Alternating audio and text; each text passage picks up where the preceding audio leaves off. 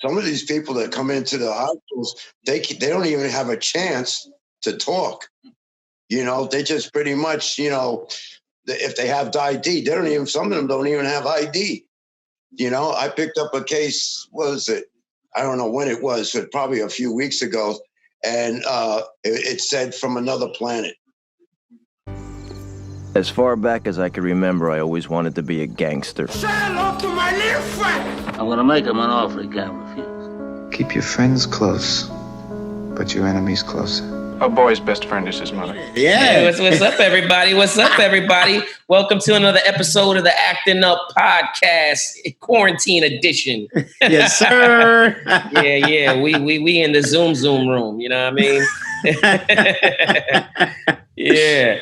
We trying to keep the energy of the real show going with our virtual background. You know what I mean? I miss being in at Scozie's NoHo. Man, I miss Jenny from the block with the drinks. Oh, man. The drinks. Come on. The studio audience, people just the energy that we create up in the studio, Scozie's NoHo. And it's just something we got to deal with right now. You know, hopefully we'll be able to come back around and get that same vibe going, man. You know, but for now, we won't be in the Zoom room. And Cisco, I was out at the beach earlier today, and it almost felt like a normal day. I mean, minus the mask. It almost felt. And I feel kind of bad too, because we've been making all these like jokes about like quarantine. No, not necessarily quarantining, but Corona. We're making all kind of jokes based on, but because at that point we didn't have knowledge, of like how serious. We knew it was serious, but it wasn't affecting us personally. Now I'm getting affected personally, and now I got to put the glasses on. You know what I mean? Now it's serious. Yeah, now you're serious. I mean, but that's real talk though, because our last show with episode 4 with Naomi McDougal Jones. We started off the show and at that time, even during Slink's show and Naomi's show, mandatory quarantine wasn't in effect. You know what I mean? Like they were saying, you should do this, you should do that, or like some people are doing this, you know what I mean? But it wasn't like, yo, stay ass inside, stay right. Away from people. We're going into, because it happened March 14th. So those shows were pre-recorded before March 14th. You know what I mean? Right. So it's like, all right, we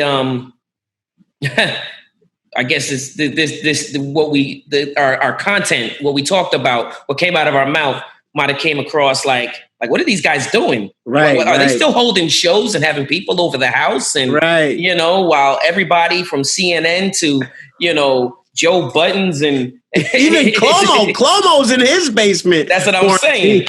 Right. Like everybody's on Zoom and then we still holding shows at the crib. Nah, those were all pre-quarantine, just so y'all know. Yeah, look at the smile on Portia's face. I mean, you could tell it was pre-quarantine. Yeah, exactly. Look at Marquise. He's dying over there. He's having a great time. And if y'all see, that's the energy that we create within Scozie's NoHo that, we can't wait to get back to, because it's, so we got to put we got to have them in there somehow, some way, Right. Right. I'll tell you one thing, one thing that's been, of course, affecting everybody financially. And, I don't know if you got your stimulus check, but, I got mine. And, it's always nice to see money that you didn't have in your bank. Right. But then the big picture is, that's not really covering the big picture. It's like, well, my rent wasn't it was $1,200 back in 01.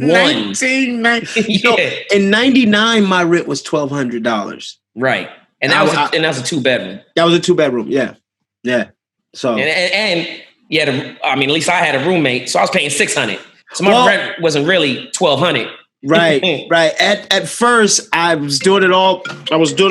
Now O calls me. I was doing it all for self, and then I got smart, and I got a roommate. But roommates are tricky. You know, I had this one roommate. He was crazy, man. I would come in at 3 a.m. from the club, drinking and drugging, and he would he would have the big TV on, looking at it like an evangelist, and have his Bible out. I'm like, what's wrong? What is wrong? Wait, that sounds like you know who it was. Oh, shut up! No, not the same guy I had to deal with. Maybe, you know what? I don't think he ever stayed with you though. But no, okay, yeah, a lot of people stayed with me, but I dealt with a lot of people a Bible thumping thug, and I swear to God, this guy used to wake up at 5, 6 in the morning, highlight the Bible, every scripture back to back, and then by 11 a.m.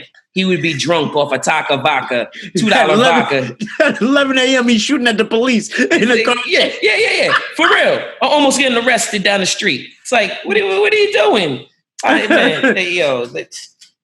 Roommate situation when you go to a foreign land, when you go to some place that you're not from.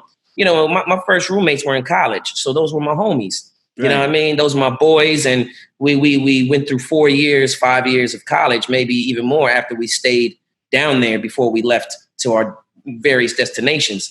And, so that was cool. But then when I got out here, my first roommate was my brother, which was not a nightmare because I didn't know my brother as an adult. I knew him as a teenager, but now that I'm an adult in my 20s, 24, now I'm living with him.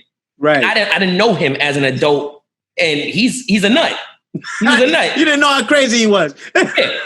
I had no idea. He tries to take credit for me being out here because he gave me a couch to sleep on, and it's only because of me that you're where you are, type of guy.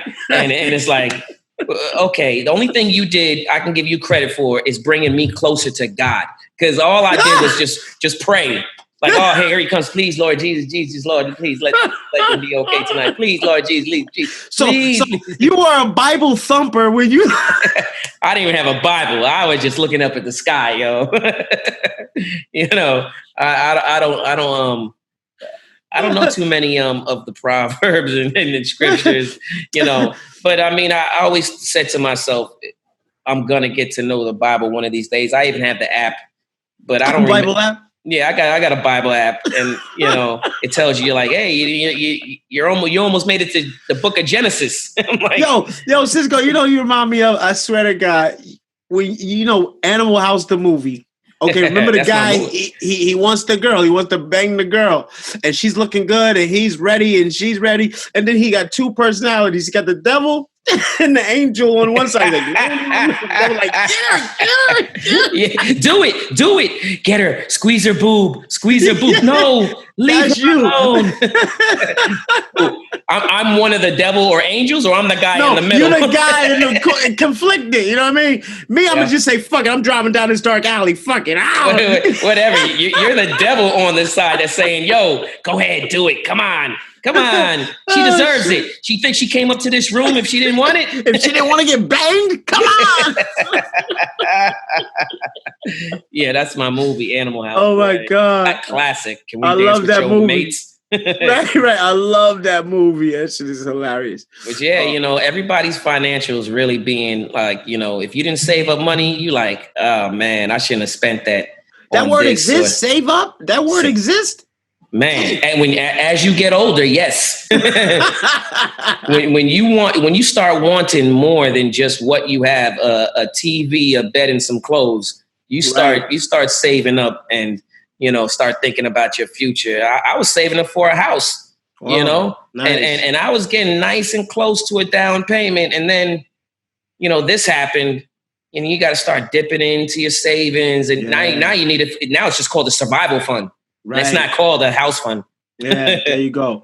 We'll have that opportunity once again. It'll all come full circle. But the funny thing is watching how vulnerable everybody is. You see Puffy with the scruffy beard, and you could go on the internet and see some of everybody. You know what I mean? Yeah. D-Nice is nonstop. You go on D-Nice page, he's spinning nonstop. I don't think he's stopped. I mean, if he breaks a needle, that's it's a wrap. I saw something pretty dope. Will Smith held a concert from his crib, and he had on Zoom, he had DJ Jazzy Jeff, he had Jada Pinkett dancing in the background. Oh, that's dope. That's dope. It was kind of cool. People are getting really creative, you know what I mean? People are getting creative and coming closer together, and you don't feel so far removed from people like a Puff or Will Smith. You're like, damn, they're just like me. But you know, I thought the funniest shit was Teddy Riley. Wait. What's it? I hear an echo. Yeah, echo. You hear an echo? Echo. I don't know. You hear an echo. Yo, bro. And Babyface proved that in his other life before he was a musician, he was definitely a pimp. Because you see how smooth he was? He was like, oh, that's cool. That's cool. Yeah, that was cool. You know, I didn't even know you did that. But you know what? You know, I know you like to keep it in the club, but I like to keep it in the bedroom. Right? You're like, damn, this motherfucker smooth as hell. Yo, he was wild. He was a wild And then boy. the second time Teddy tried to like hijack, at the end, he tried to hijack the whole thing. He's like, you know what? My connection's not good. Why don't we go into my, let's log off and then we'll go into my Zoom or my live. And you log into my live, and then it was like, I don't see Babyface. Is he there? Do you see Babyface? He's not there. Do you see him? Where is he at? He's not there. Meanwhile, Babyface is back on his live with like 400K, and he pulled out the guitar out. He's like, all that. Yeah. Yo, he was so cool because he was doing it effortlessly. He was unfazed, and he was sick. He got the corona. Yeah, you know what I mean. Yeah. It's, and you know what? And since we're on this subject today, we got a really, really dope guest. Not because he is number one of 7 in my family. Okay, my oldest brother. Shameless plug. Joseph Reyes. You know what I mean? But what makes him such a great guest that we're gonna learn a lot from and really get some eye-opening information. He is a licensed New York City funeral director. Oh wow! And he works at a funeral he works at a funeral home, a mortuary in Spanish Harlem. And the stories that this guy got of what's going on, the things that he's been seeing, experiencing, is just, you wouldn't believe it if you saw it. You just have to hear it from him. And I definitely want to bring him in and give him a warm welcome on the Acting Up podcast. Let's bring in Undertaker Joe. Let me tell you guys, he's a director, but he's a funeral director, and he'll be the last guy to ever let you down. All right? Give it up for Joseph Reyes. See, Undertaker Joe. Undertaker Joe. Yeah. Let's see what he's gonna. I just want to let y'all know that Undertaker Joe is not. He's pretty. What do we call it? His IT skills are not the greatest. So it might take him a second to figure out how to get up in here. And hey Joe, can you hear me? Yeah, I can hear you. Okay, now I'm gonna need you to start your video. Start my video. Okay, I'm pushing start my video. All right. Allow. All right. There we go. Hey, Joe, what's up? What's up, bro? What's up, big bro? Undertaker Joe. Hey, you had to work today? Not you. Yeah, you. Yeah, man, I'm on my missions, you know what I'm saying? Yeah, I had to work, so we had the time conflicted. But, Joe, you should lean a little bit more to that light so we can see your face in a little clearer. No, you want to lean, you want to... The camera, actually. You actually want to turn the camera this way away. Okay, there you go. There we go. There you go. That's right, good because because the window was creating a silhouette. Oh, what you sipping on there? Just a little red stripe. There we go. I got a little Sapporo. It's good to see you, Joe. Good to see you, homie. Yes, sir.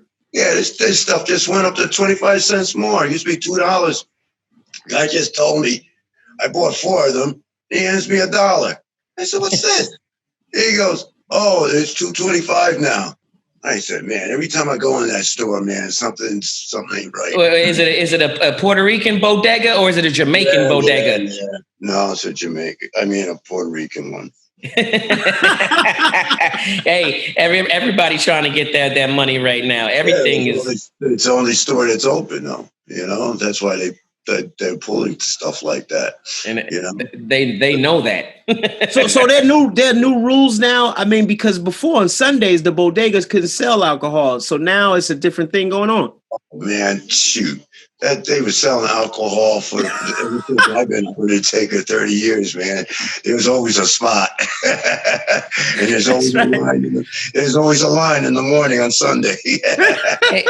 Hey Joe, is your phone on a stand or is it is it just leaned up against something? Can you turn it horizontally? Like this? Yeah, there you go. There you go. That's good. Professional. Yeah, now we can see you much better. Really much good. Better. Yes. Really?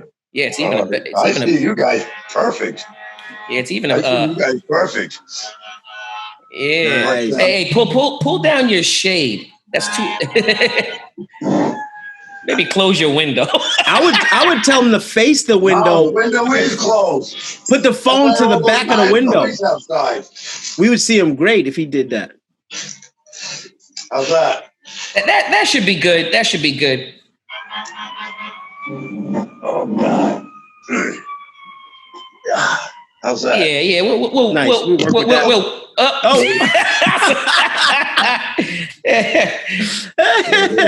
That's nice. That's now nice. I see me in there. There you go. Okay. Yeah. All right. Matter of fact, turn the phone towards the painting. Towards the painting. Yeah, more toward the other way. The other way. The other way. Yeah, so we can see more of the painting and less of that light coming in. Oh, what do you mean? It's piss pouring rain outside. Yeah, well, that's cool. That's cool. What's it over there? Oh shit! It's been a sunny day. Man, it's been hot, boy. It's been between the 80s and 90s. I had to turn on the AC yesterday. What? Yeah. Are you kidding me? Yep. Oh my God! I know that broke your heart. Yeah, bro, he's breaking my wallet. You have to keep on turning on the damn heat. Yeah, man. So taking a hot shower. So tell I gave you a nice little intro, about you being a licensed New York City, just a New York State licensed funeral director. But why don't you tell us, break down what you do? Just tell us a bit about yourself, real quick. Well, I do everything. I've been doing this for close to 30 years now, and what do you call this? There's nothing I can't do. The first time I ever deputized yesterday, that's the reason why yesterday, Friday, I had to, I need this weekend off. I didn't feel like doing this crap anymore. I needed a rest. So not our mayor, but our governor sent out papers to funeral homes that you could deputize somebody. So the person that owns the funeral home, I deputized her husband. And what does that mean exactly, Joe? What does that mean? That he could go and do all the freaking work that I've been doing. Without needing a license to do it. Without a license to do it. But once they pulled the plug that everybody goes back to work and everything, that ceases. But no, that was great, man. Once I did that, I ain't had no problems. I said, I'll take it. This is my weekend off, because I haven't had a weekend off in the past 2.5 months. Holy crap. I think I had one day off last week. Last week, Sunday, I had a day off. And what does the day consist of during your day? What does it consist of? My day consists of is Well, before I leave work the day before, I asked to see how many funerals we have the next day, and they space them out. So I'll do funerals from like 9 o'clock till 11 o'clock, and then from 12 o'clock till 2 o'clock, and then when I get back, just pick up bodies. But I'm always there's always something going on, getting rid of all these bodies. But it's just been crazy, I mean, people have been coming in. I mean, this is going to be going on for 2 or 3 months now. I mean, this boss of mine, she is so greedy that she's taking all these cases. And meanwhile, we've got like 60 bodies in one floor, and then another probably 50 bodies all the way in the basement. And, we're only getting rid of like 2 or 3 a day. That's ridiculous. Oh, God. Wow. And you're bringing in 3-4 a day. Yeah, more like 8 a day. Wow. So you've been doing this for 30 years. You went to New York mortuary school? Well, no, McAllister. McAllister in Manhattan here. So before we get deep into like your daily routine, just tell everybody like what made you become a funeral director? Because for you guys that don't know, Joe used to be a Ford model. He used to be a professional bodybuilder. He was Mr. Apollo, Mr. Westchester. He went to Auburn University as a track star, ran hurdles against Herschel Walker.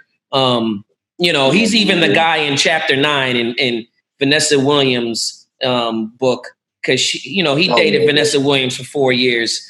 And helped her train for Miss America, and then they went their separate ways. But Joe has had a very interesting life. Like he's almost like a Puerto Rican Trinidadian Forrest Gump. I was going to say that. Run, Jenny. That's a nice way of putting it. Right. So now, you even got a degree in criminal justice, right? Yeah. But when I first started all this, it's like that's when the AIDS epidemic was out. Mm-hmm. And I mean, that was easy. I mean, all the bodies were skinny, and you could go in a few hours and pick up like around 5 or 6 bodies. But this one here, the bodies are so fat, they're so big, humongous, that sometimes you're only able to bring back one because that's all will fit in the van. Wow. They're huge. It seems to be taking a lot of people. The average weight is probably around 300 pounds. Shit. And that's dead weight. Why would you say the bodies are so big now? Oh, we lost him. Where we at? Joe, you muted yourself. I'll unmute him. Here we go. You back? Say something, bro. Speak to me. Unmute audio. Wait. Okay, I can hear you. You're just frozen. Okay, how do I get it back now? I hit that. Wait, did I do it? Yeah, there you go. There you go.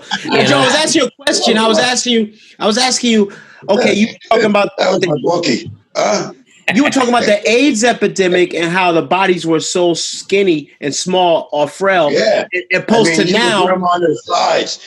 Today, this disease is taking people overweight. I can't stand overweight people. I just can't. Understandably so. I get it because that's a heavy lift. But why would you say why would you say that the bodies are like overweight people mostly? What would you think? Because that's what they said that this virus is taking people that are overweight. With pre-existing conditions, like because of diabetes. You name it, man. You know, there's a lot that comes along with being overweight. You know.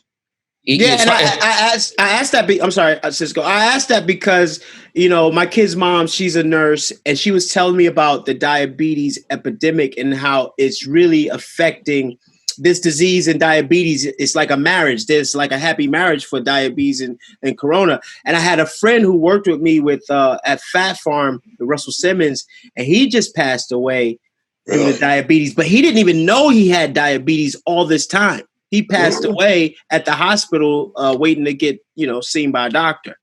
So it's a real epidemic with the diabetes patients. Well, some of these people that come into the hospitals, they don't even have a chance to talk.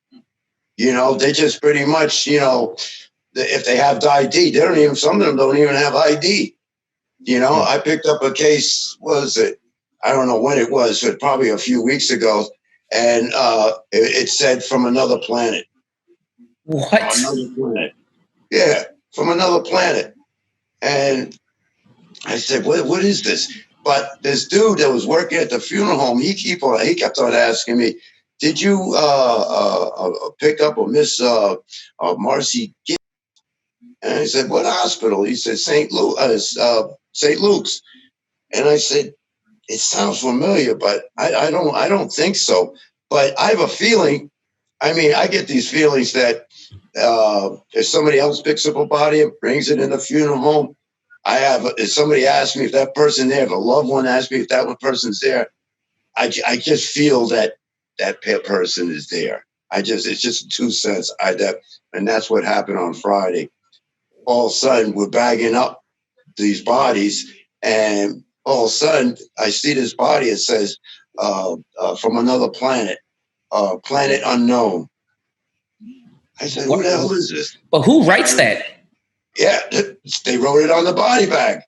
But the coroner or the morgue wrote that? Yeah, because the person went in there with no ID, But all of a sudden, I said to the kid, I said, this person, it came from St. Luke's, right? And did she have a lot of jewelry? He goes, oh yeah, she had a shitload of gold on her hands. And what's her name? He goes, Miss Marcy. And I said, Marcy.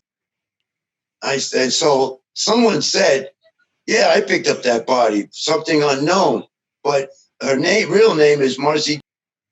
I said, get the fuck out of here. So I said, dude, come over here. Do you know this person? He goes, yeah, that's her. He's been asking me for 2 weeks. Oh my God. And Marcy, and there she is right there with all this jewelry on her hand. I couldn't believe it. The kid started crying. That was his best friend's wife. Wow. It was unbelievable. Unbelievable. That's crazy, man. Like, what we did, I took a picture of the lady and then sent it to his best friend. His best friend was like 79, 78 years old. He goes, yeah, that's my wife. He goes, he didn't even know? Like, I didn't know him, but the kid knew him. The kid knew, but the kid never saw the wife. The kid he knew that was his best friend and everything, but he never knew his wife. But the husband didn't know his wife was dead? No, he couldn't find her. He couldn't find her. And he said the last time he heard that she was going to St. Luke's hospital. And that was the last thing he heard of. And once they go into that quarantine, it's... And then once they go in and, it's like they're so bad that they can't take any, like, their names, and, they just got to put the respirator or whatever it is in them and try to make them save their life, So that's why someone put, but come to find out, her nickname was from another planet.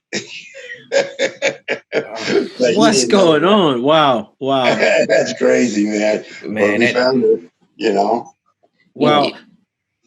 That's gonna happen a lot, though. That's gonna happen a lot. I mean, this job, I mean, I'm sure now you're immune to like handling dead bodies, but what's the gratifying like part of the job? Is it stories like this or like? Yeah, that one's a big one. That's a big one, especially when people go in there and it's like the family doesn't know where they went to, and there's other family members trying to make arrangements. One makes arrangements for a funeral home down the street, and then another one makes them know.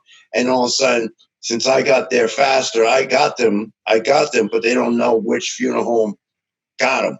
So they're all going to the funeral homes and finding out, did you pick up a so and so? And I said, yeah, I picked up a so and so.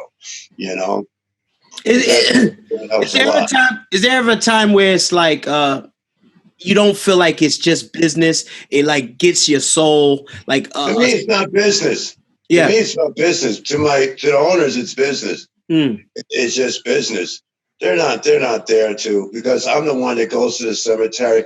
I had this one lady. He goes, "Oh, you're a real angel this week. You won't believe the things that people send me." Because when we go to the cemetery, they're not allowed to go into the cemetery. So what I do is take not the Zoom thing. This thing is new, but I take pictures and then send it to them. Their loved ones going into the ground. I send it to them, and because they can't be inside the cemetery, they lock up the cemetery. The only thing people are allowed in the cemetery is funeral directors and a hearse. That's it. So everybody else has to wait outside you want to see all the people outside the cemetery gates looking in and trying to see, what's going on. That's crazy. It's really crazy. People are like camping outside freaking funeral homes. I mean, cemeteries, So like, let's just say let's go back to October, October, September, when this thing wasn't going on. How much different has your operation changed besides the numerous amount of bodies that you have to deal with now? What other things have changed for you? Everything has changed. Everything has changed. I mean, we're viewing only a half hour now.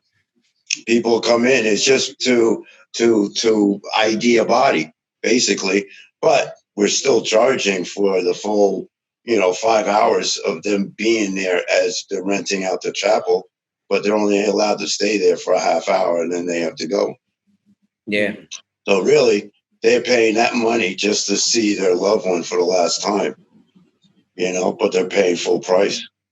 Wow. And then and what about those funeral processions at the cemetery? Are they sitting in the cars, or are people still getting out? Sitting in the cars, unless it's a young kid that got shot the other day down the street, 2 blocks down from the street from the funeral home, and they promised that they wouldn't. Nobody would get out the car, or they'll only have 10 people in the funeral home. End up being like close to 100 people there. Man. And we're going to close down the gate and say that we can't bury that person. But I handled it. I said, I'll just take them out right now. And they owned a juice bar. So they wanted to pass by the family juice bar. They closed down Lexington Avenue. I don't know if I sent you that video. It was crazy, man. They closed down Lexington Avenue at 128th Street, closed it down completely, and handed out like 200 balloons to everybody. And it was funny. The cops didn't even come. They couldn't even come. They would have to get out of their cars and run like 3 or 4 blocks just to catch me, But me, I don't say that I'm the funeral director. I just tell them I'm the driver. Now, Joe, this sounds a little dangerous because you're saying they closed down Lexington, handed out balloons. That means there were a crowd of people. Oh my God. Congregating, not social distancing. Yeah, and they're wearing masks or anything like that. Exactly. They don't care. This kid was shot. He was 23 years old. He was shot. And I heard his cousin was shot and his other brother, but they're in life support. So I'll probably be burying them next week or so. But just because they didn't die from the virus doesn't mean that they shouldn't be practicing social distancing, right? They don't think about that like that. They figure since he was shot that they don't have that they're immune to all that because he's looking down on them and they're going to be all right. And you know what? You said something interesting the other day. I was asking you the age range of these people because they were saying like, yeah, it's mostly older people that were dying. And now you're saying that's changing because people don't care, because the young people don't care about the social distancing or stuff like that. Yep, they're having parties. It's ridiculous. They just don't care. They don't care. You know, everything is a party. You know, if someone says that, black folks don't get it, like at the beginning, black folks don't get it because they come from Africa. Right. They believe in that, you know? Yeah. But that's not true. They're not taking it serious. They're not taking it serious. But then they also said that males are worse off than females. All I've been saying is females. Wow. You know? And the males, they've been staying at home and they've been getting it, but I guess they think they're tough enough to tough it out. And we end up having to go to the apartment and pulling them out. But I see more females than males, you know, but the news says it's the other way around. And they're overweight females, overweight males. And now the demographic has changed to younger because they're not following the quarantine rules. Yeah, they're not at all. Last night I got sent a video of this girl's live. I don't know if it was Facebook Live or Instagram Live. Yeah, and it was a huge party. Over like probably 100 people in a house party, you know, and some people had masks on, some people didn't, but even the people with the mask had it like down to here. Yeah. You know, they're passing blunts around, they're smoking. I mean, that's crazy. It was crazy. Wow. I saw that. I said, where the hell is that? I hope you weren't there. Hey, Joe, you know Cisco love a good party. Hey, Joe. Whatever. Hey, Joe, what's your take on the states that are opening, like, going back to work? They're a bunch of fools. They're a bunch of fools. It's just like a month ago, I had to go pick up the first few bodies in New Jersey. I saw the way the hospitals were acting and everything. And they were acting so nonchalant. And I said, you people don't have a clue, do you? You know, he goes, what are you saying? I said, I'm New York and I'm exhausted right now. But you people here, you don't even have a clue. You only have one truck here in this big ass hospital, one truck for bodies. He goes, well, how many do you think we should have? Well, I said, well, another 2 or 3 would help. And now all that shit everything I said is true. Everything that's happening in New York, it's happening in Jersey. It's just going to keep on going down the line. And when you say truck, you mean a giant 18-wheeler? 18-wheeler, yeah. Like you see on the highway. But just to lay them out on the floor, you could only fit probably 40 bodies in it, you know. But then if they put shells and everything, they could probably fit another 80, 85 in it. You know. Now, Joe, real quick, what are you wearing when you go into these hospitals or when you handling bodies? What are you wearing? Well, into the hospital, so I don't have no grief or anything. I put as much stuff on as possible, and you know, so they know I know business. That I'm not I'm taking this stuff seriously, you know. And it's the ones that I go in there and they see me and they say, where's he going to the moon? You know, that's why then I know that they're not taking it seriously. Serious, exactly. You know? Meanwhile, they got a truck, one truck, refrigerator truck, just bodies piled up. Does anybody see this? Do these people see this? It doesn't make any sense. It doesn't make any sense whatsoever. Hey guys, we're gonna cut to a commercial real quick, and then we'll be right back. All right. We'll be back after this commercial break, y'all. This is the Acting Up Podcast. Hey, so we back at the Acting Up Podcast with Undertaker Joe, a New York City funeral director during this coronavirus pandemic that's been going on. We were talking about the trucks and the bodies that these hospitals and different places are using. You sent us some pictures of this huge parking lot with about like 30 to 40 trucks. That's the Navy Yard. That's the Brooklyn Navy Yard. Brooklyn Navy Yard. And those are all trucks, 18-wheelers filled with bodies, huh? 18-wheelers. Yeah. I counted over, there had to be over 40 of them. Wow. And they're just storing them in the trucks? Storing them in the trucks. And then what's happening is a lot of them that they figured had died from corona are being shipped out from other hospitals because other hospitals don't have the room to hold these trucks or to build something to get the bodies out, you know? Wow. But no, what I wanted to say is our problem right now is we don't have the crematoriums. They're all, I don't want to say burning up, but they're breaking down. So you have crematoriums saying that they won't be able to receive any bodies for another 2 weeks. Where the hell are you supposed to keep these bodies for another 2 weeks? Wow. You know? And are these trucks refrigerated?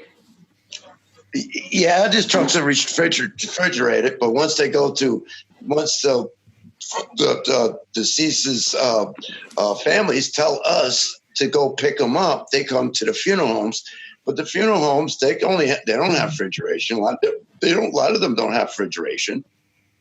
So what we have to do is go cremate right away. But there's no crematoriums. So you got people that are coming from Maryland that will pick up 15 bodies at a time, but they want $550 a head to go cremate, and then they'll bring back the cremations, you know? Wow. 500, and usually all we pay is like $180, but they want $550. Wow. You know? That's wait, are you saying crematoriums in Maryland are coming up to New York, grabbing bodies, cremating them, and then bringing back the ashes? Yeah. Wow.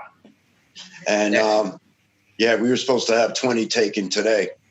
So I said I believe it when I see it. So I'll know tomorrow when I go back to work. So you're not just working New York, you work in the metropolitan area, Connecticut, New Jersey. Yeah, Connecticut, New Jersey. Not so much Connecticut. Connecticut, that's a whole different ball game over there, you know. And plus, they barely have anybody dead over there anyway. Not like New York. So New York wasn't prepared for this. New Jersey and the 5 boroughs, you know, the 5 boroughs. Can you say, you know, I mean, can you even answer like which borough is the worst? Who has the most bodies piling up? Brooklyn, Bronx, Manhattan, Staten Island. Right now, the most bodies are in Brooklyn, but they don't have a lot of, you know, there's not a lot of hospitals, but they have the most space. I would say Manhattan itself, Manhattan and Bronx. Wow, we got the most. Wow, we got the most. And Joe, death has always been like a spooky place for me. I'm sure a lot of people can attest to that. How do you handle death? How do you deal with it? I mean, how do you sleep at night? I mean, or do you? All I see is a body bag. I don't like to look at faces no more. I don't look at faces only if I have to, and I get pissed off when families want me to take a picture to send it to them to say if it's their loved one, but it's got to be done. It's got to be done. But that person could have died like 2 or 3 weeks ago. And can you just imagine unzipping that body bag and see what that looks like? Oh, I mean, I don't know how these people, and then they got the tubes in their mouths, and it's really disgusting. and it seems like I'm the only one and the embalmer that's able to identify these bodies, because anybody else in the funeral home, they're all in the bathroom yakking or trying to call for a Buick. Now, what's your take? What's your take on the what is it? Is it the respirator or the ventilators? Ventilator. What's your take on that? Whatever you do, don't put me on one of those, because that seems like every single one has a ventilator, one of those pipes down there, and I don't think they really know what they're doing when they put that stuff. Once they put that stuff down your throat, that's it. You have to be drugged, and because just imagine having that thing down your throat. You can't do anything. You can't do things. I'm learning that the people that are living, the ones that said no, don't put me on a ventilator, and they move them around. They beef up their oxygen, and they're the ones that are living, because I don't. It's trial and error. It's trial and error. They don't know how far to go down to put these respirator pipes on. It's like putting a garden hose down your throat. Yeah. Yep. Exactly. Wow. Exactly that. And a bunch of other pipes too. And when they come out, oh my God, the fluid that's on them is disgusting. It's really disgusting. Now, you were saying once you on that ventilator, your lungs stop remembering even to how to work. Yeah. So those are the people who are actually dying. Yeah. Yeah. And those are the ones that, if you're 75% gone, it's not going to help you. If you're 50% gone, that might help you. But you can recover. Is that what you mean? You can recover from 50%, but if it's 75, forget about it. Yeah, forget about it. It's a waste of time. But now, doesn't this affect you for a lifetime once you've been on a respirator? It depends on how scarred your lungs are, because a lot of it's almost like ammonia, they get scarred, they get hardened. Your lungs get hardened. And that's it. There's no coming back from that, and especially for these old people. The ones that I get a kick out of is the ones that are like in their 90s and they beat it. Wow. They beat it, man. Yeah. That's crazy. What kind of person do you think that is? Is it a healthy living person? Is it very vibrant? A healthy living person that's not overweight, that that's always been healthy and running, and those 90-year-olds, you've seen them, Miss Jessie Smith and everything. It's like, my gosh, they got, they still got something to live for, and they come out of it. But we must have did something wrong for the man to be pissed off. Pissed off at us. Is that what you is that what you think? This isn't the government doing population control and conspiracy against black, because they are saying, I know you mentioned at first it was a lot of not a lot, but it was more Caucasian at first. Yeah, and now it's African American. They say this. It didn't even come from China. It came from someplace else. It came from like Italy for us. It's who would ever know? But it's not. This is not a man-made thing. This comes every so often. Every so often, we just happen to be in the mix. And you don't think it's from any of those wet markets in China? The bat eating, all the four-legged eating? No? Or laboratory? No, not at all. Do you think it was put into the population on purpose? Or, how does something like this just... I don't know. I believe in too much with God, Jesus Christ, the whole works, that we ain't doing things right down here, Just like a holy plague. It's like Sodom and Gomorrah and all that stuff, you know. Oh, wow. Hey, we got to be reminded who's the boss. That's what I feel. But yeah, because you know what? Like somebody explained one time about you. I was speaking to them about you, and they were like, "Yo, your brother he's not just a funeral director. He's actually a liaison for the spirit to leave the body. You're helping usher the spirit out of the body into another world, opposed to just putting people in the ground." Like that's the way they explained it. It was like, that makes a lot of sense. You know, I mean, definitely not your boss who's just in it for the money, but somebody like you have to be there to comfort the family. You have to be so many. You got to be a psychologist. You got to be emotionally sound. You got to be almost like a priest. You got to be spiritual. You got to be so many things for these people, not just the deceased, but for the living too. Yeah. And it's so true right now with, you know, not being able to go into cemeteries, not being able to, only to be able to view a loved one for a half hour. I mean, there's some people just don't give a shit, you know.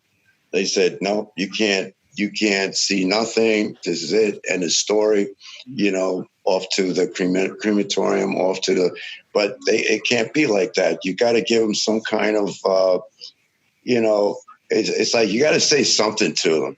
It's like, what, you think you're the only one? And I said that once, and that was at the beginning, and I got yelled at for that. Do you think you're the only one? But then that person came back because you're right. I'm not the only one. There's a lot of this going on all around me, you know? So I guess I did say the right thing. But, you know, you get pissed. You just, you know, you lose your temper. That's all. But I think you have to be a little straightforward in this profession. I mean, you can't sugarcoat everything because this is death we're talking about. You know, there's no coming back from that. It's final. Yeah. So you have to be a little bit, you know, straightforward when you dealing with people, and try to find that balance somewhere in the middle, you know, find that balance to the sensitivity. Yeah. Have you ever had to pick up one of your friends, a close friend, somebody you close friends, mothers or fathers or last week the guy that I was working with, he kept on asking me, when are you going to pick up my sister? When are you going to pick up my sister?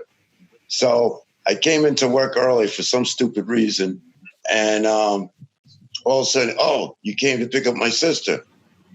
I said, your sister still has to be picked up. I've worked with this guy for like 15 years, you know, so he goes, no, she's still there. I said, come on, you want to take a ride? Where was she? She was in a nursing home in the Bronx. And we went over, I went over there and I did the paperwork first. I let him stay in the car, and then we had to pull in the back and then go up to the 6th floor to pick up his sister.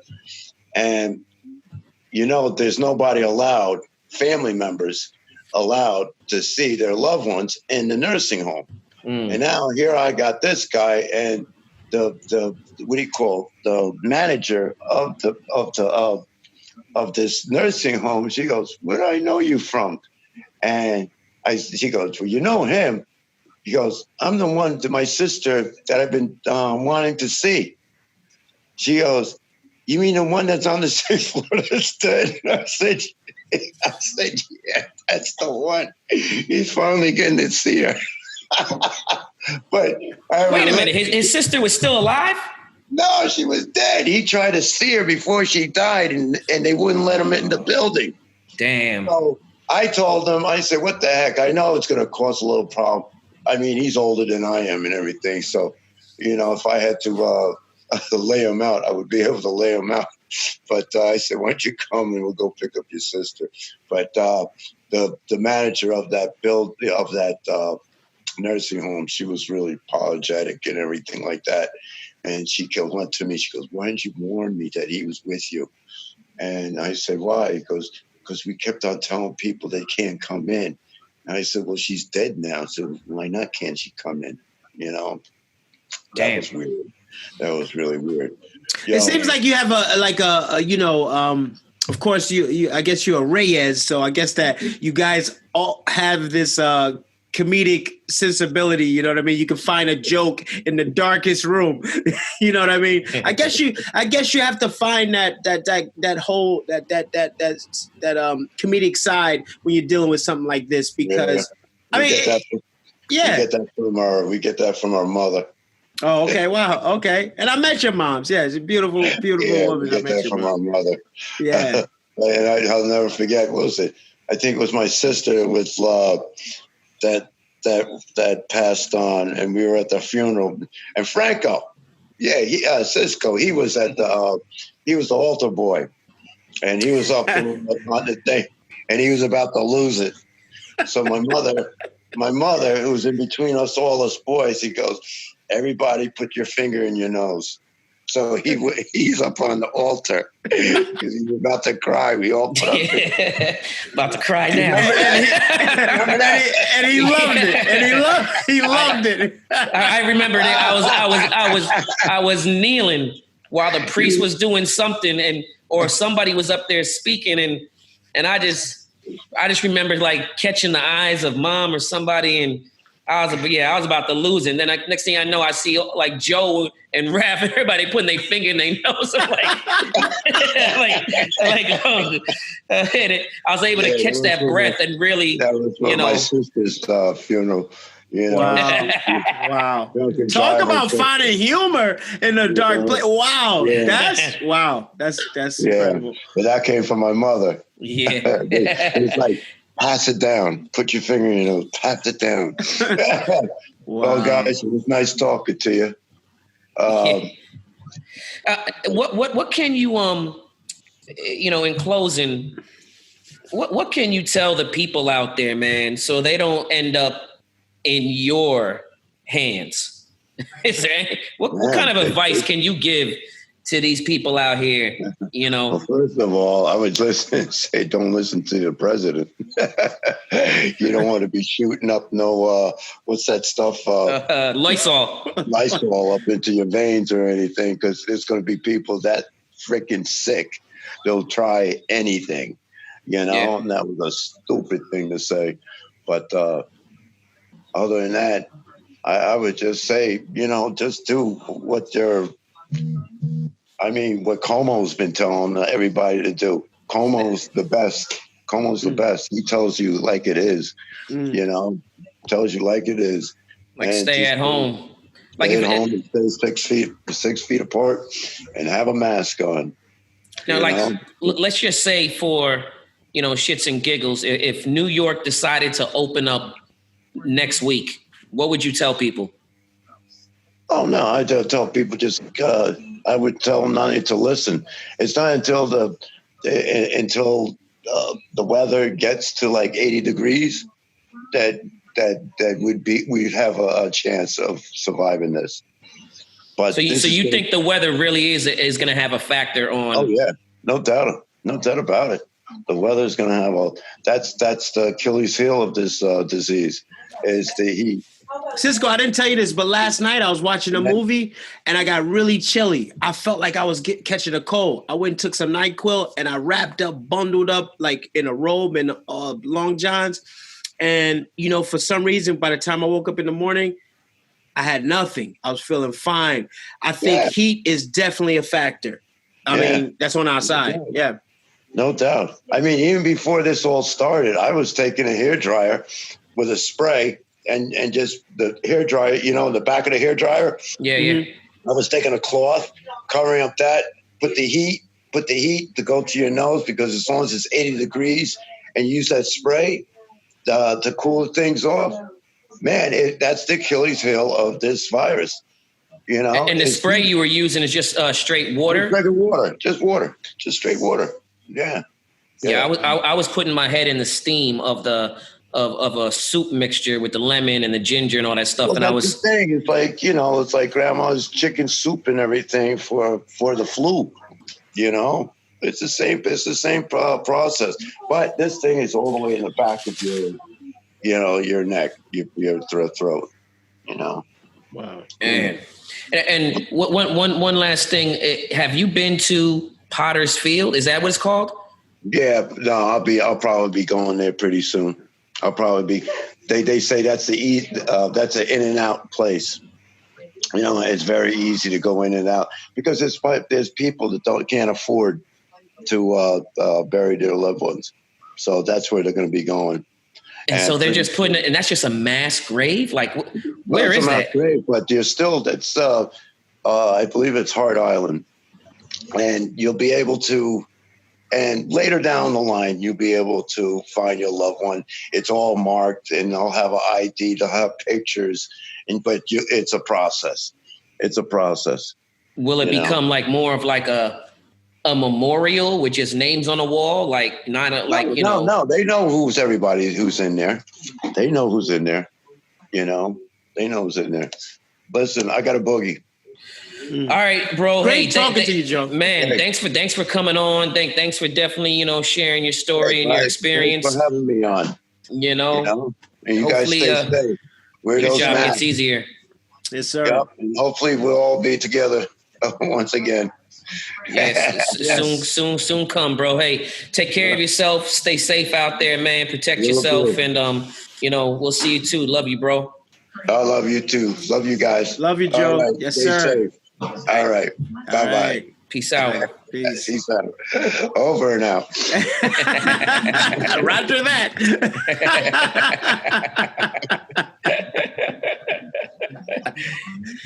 Damn, Joe. Man, wow. Joe is special, bro. Joe is so special. Look, but still there? The funny thing is he said goodbye, but he goes, okay, there you go. Wow, that was very, very insightful, man. Like, I think our audience, that's going to be a lot of information coming from, because you hear you get sent the stuff on the internet, on IG, on social media, and then you might get a few then you get some nurses, then you get some doctors saying stuff, but it's not until you actually hear it from a funeral director who's dealing with the actual end-all result, because you hearing from a nurse and a doctor, that means they dealing with people who are still alive and sick. Right. But how did they end up in a funeral director's hands? That's the person that you really need to hear it from. That's the essential worker that we don't talk about. It sure is. And that was one reason why I really, really wanted to bring him on this show, because, to have access to somebody in that field, it's rare. There might be one documentary out there, and it was a short doc about the life of a funeral director that's going on right now.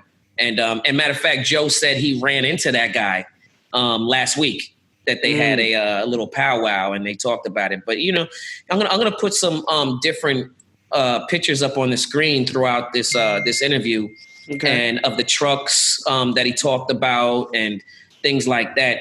And man, it's crazy. Like these funeral directors are 50 hearses deep, waiting in a line to just pick up bodies.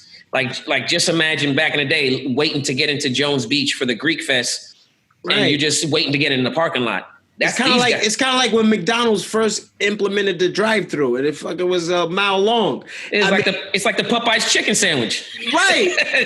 It's not funny, shit, but it's the wackiest shit ever, and it's just crazy. I mean, you know what? It's unfathomable, and it's happening, and it's still unbelievable. It's like, wow, I can't believe this is happening. He had one day off within 2 weeks. Yeah, and the way Joe talks about bodies, it's like, I mean, it just rolls off his tongue. It's like, wow. He's definitely immune to death. He's never, as a kid growing up, he used to bring home like Faces of Death videos, stuff like that. He was always interested, but it was never on like a what's the word I'm looking for? Like you a weirdo, or you're gonna end up a serial killer, right? Right. He was just always fascinated with that, that world. Intrigued. Exactly. And years later, he went to mortuary school, got his license, and now he's been doing this for the past 30 years in Spanish Harlem. And, you know, he gets a lot of high profile cases. Matter of fact, he was the one that buried Big Pun, you know, R.I.P. Big Pun, you know what I mean? No way. Yeah. And, you know, a lot of these big stories that hit the news, like when that apartment building full of Muslim children burned down, his funeral home was the one to take care of him. Matter of fact, they did the service for free. Wow. You know, and that's another thing. Like when these big cases come by, and you know these families can't afford to pay for these things. You know, his funeral home actually, you know, as greedy as they are, I guess they can't afford to pay for some people. I mean, well, you know, funeral homes make so much money, man. They make dough. Because you got to think this is a nonstop. I mean, now it's just overwhelming, but this is a nonstop job. It's just what it is. I had a friend in the 10th grade. We were, forget the 10th grade. I mean, we were kids together. He got a job. Oh my God. He told me he had a job at a funeral parlor. And I'm like, yo, Corey, you sure you want to work at Wiggum's? You know, and he said, yeah. And he went the first day. He ran out of there because it was scary. Number one, it was scary, you know. And number two, there's a unique smell. There's a unique smell. Oh, yeah. It's an embalming fluid. Yeah. It's a smell that it's like it's no other. It's the smell of death. You know what I mean? Yeah. And you know, matter of fact, he was gonna work down in South Carolina and just move down there, take it easy, work at a family funeral home, and you know, his son that was living in that's from the Ivory Coast, Cote d'Ivoire in Africa, came over to live with him. And this is right when he was gonna move down to South Carolina. He went down there, and you know, the house it was a nice house, big yard. And when his son found out, he was a teenager at the time, when he found out that it was actually a funeral home that they were moving into, he's like, yo, but what's over there? He's like, oh, that's where they bring the bodies. He's like, what? No. He said he literally ran. Exactly. Just ran. He's in South Carolina. He don't even know where he's going. He's gone. You know what I mean? He had to drive around and look for him. And he was like, yo, I'd rather go back to Africa. Yep. True I think story. I'd rather go back to Africa too. He went back. He would rather go back to Africa than to live in the States and sleep by a casket. Me too. Because you got to understand that, you know, African culture, like they don't even really enjoy horror movies like that, because they don't like having like they think everything has to do with voodoo, the dark world, the spirits. Right. They don't fuck around. They'll play with it. They don't play with that. You know what I mean? Yeah. And his son was like, nah, I'm out. Wow. But now he's been here living in Houston. Shout out to my nephew David. You know what I mean? Yeah, shout out to him. He's a cool cat, man. Yo, I want to tell you, man, your brother Joe, man. Fuck, man, he's so fucking special, man. Like, I love just listening to him because he got so many experiences, and he's one of those people that you really can't sleep on. I mean, he fuck around, probably been with the president. I don't know, you know. He just knows a lot. He has a lot of experiences, and he just all this stuff. It's like it's no sweat. It's like, yeah, because boom, I did this, boom, all that, blah, blah, blah. You know, you almost have to pull it out of him because he's not going to necessarily tell you, you know what I mean? But when you find out, he's just that much more interesting.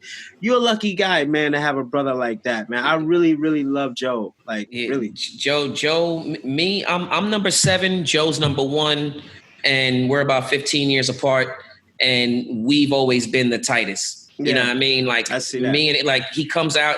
He's the one that comes out here and visits me the most. I threw a birthday party for him, a pool party in Bel Air. Like it was crazy. Yeah, he had a great time. And you know, girls would be on him until he'd be like, "Yeah, I'm a director." He's like, they're little actresses. They're like, "Really? Oh, you're a director? Really?" He's like, "Yeah, I'll be the last one to let you down." They're like, "What do you mean? I'm a funeral director?" And they'd be like, I'm gonna go get a drink. I think I told you guys that before. You guys are what I miss, what I wish I had with my brother, for sure. I love you guys' relationship. I mean, it's very powerful, and I feel it. I know other people that know you feel it, and I mean, you're a lucky guy. You're very lucky. I worry about him a lot. Fuck, I'm not supposed to do this. Fuck, I've been to prison. I can't be fucking crying. Are you kidding me? Hey, that's two of us. Look, Joe made both of us cry today. What are you guys, crybabies? I know. Crazy, man. Wear my shades. he told that one story about my sister's funeral, and man, that just brought tears to my eyes, man. And I didn't know he was talking. See, and that's the thing. I didn't know he was talking about a funeral. I got lost in the picking the nose thing, and then I'm like, well, where was this at? And when he said it, I was like, wow, your mother, like, she really knew how to, like, work that room because, I mean, come on. I mean, she was doing that just to save you, just so you would be all right. And the fact that she saw me up there about to lose it, you know what I mean? And like, I'm an altar boy. Like, it is crazy because, you know, my brother he didn't bury my sister. He wasn't a funeral director at that time. But he did bury my grandmother. He buried my dad. And you know what? My mom, when she passed, she had all of her arrangements already taken care of. She had all the arrangements already taken care of. She had the funeral home already paid for. She had the funeral home already picked out. She had a plot already picked out under the tree here. So I think in a way she didn't want my brother to have to deal with that and then to go through that because I can't lie. When my pops passed, my brother called me and my brothers and was like, where the hell y'all at? We're like, what do you mean? They're like, y'all not going to come down here and down here to the city to help with dad? I'm like, right. Whoa, what? No, right. That's bro. I don't even think you should be dealing with that, but I'm not going to help you like prepare daddy's body. Like, nah, B. And I've been around, like, you know, he's the first one to pick me up from the airport. And the first stop we go is to his job. I've been picked up in a hearse. I've been picked up in a body van. God. I've been picked up the most hilarious thing. Joe had a video that went viral on Facebook. If you've ever seen it, there was two guys in Spanish Harlem on First Avenue in broad daylight, putting a body into a back of a almost like a U-Haul. Shady looking shady. Yo, the girls that were recording, they were like, oh, I know this ain't legal. This can't be legal. Only in New York. What the hell are they doing? And at the time, it was a different owner of the funeral home he was at.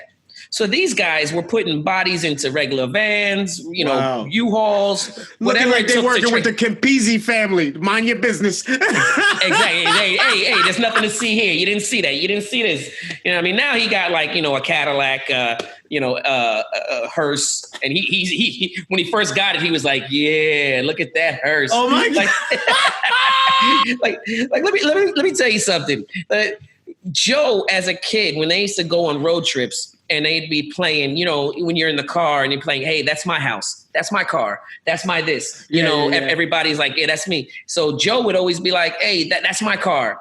And my parents would be like, nah, that can't be your car. He's like, why not? That's the car I want. They're like, that's a hearse. He's like, what's that? He's like, that's the funeral home, the funeral directors. He's like, well, but that's the one I want. They'd be like, that's my house. He's like, nah, you can't have that house. Why not? It's the biggest house on the block. He's like, yeah, that's the funeral home. I can see him now like, yeah, I think I'm going to cut the top on that hearse. I think I'm going to cut the top. Put a back seat in it. Right. You want to get in the back? No, I'm good. Yo, before we go, I do want to recognize a few family members and friends who lost their lives due to, the epidemic.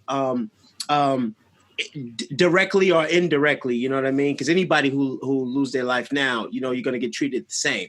So, one of my brothers, Shah from Isabella, the Hill family, Uncle Osman Simmons, brother from Diamond Jim, Mike Jasper, and one of my brothers from New York, from Fat Farm, Fat Fashions, Kev Jones, Kev Dog.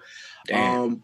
I just spoke to him on the 31st of March, and he always showed love. He has so much love for what we're doing now. He was telling us, you two as well, how, what we should watch, what we should look for, and things to talk about. I mean, he was really, really, really.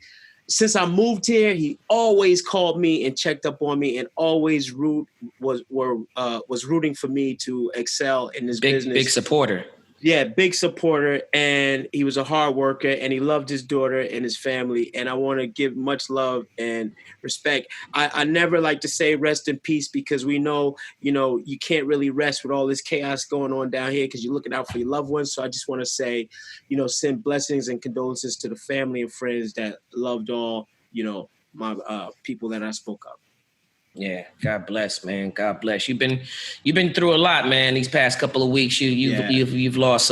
You've had a lot of loss in your life, and you've been handling it very well and staying strong. And to be able to come up here and do what we do, we like to, like you said in one show, it's therapy. Yeah. To be able to go back and forth, joke around. Today we got pretty serious, and hopefully our viewers heed the warnings that, my brother Joe has given them, because, the last place you want to end up is next to him.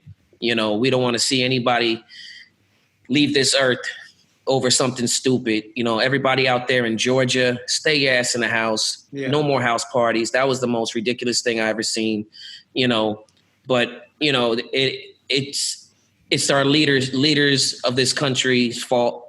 And the governors and stuff like that, giving these people bad advice to go out and do their thing.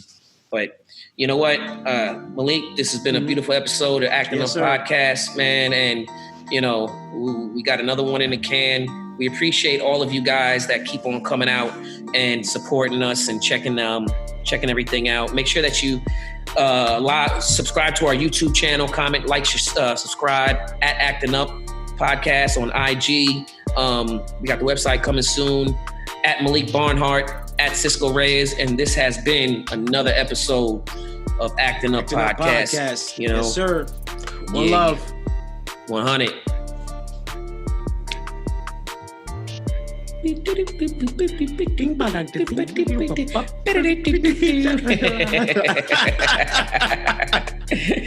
Hey, baby, I'm a director. A funeral director. I'll talk to you later. I'll be the last one to ever let you down, baby. 6 feet.